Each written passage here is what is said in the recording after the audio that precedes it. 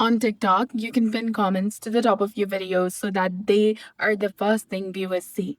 This is useful for highlighting great feedback, important information, or your own message, helping you connect with your audience and direct the discussion about your video. So, here's how you can pin comments on TikTok. So, go ahead and open your TikTok application on your mobile device. Make sure that you're logged in with your specific account.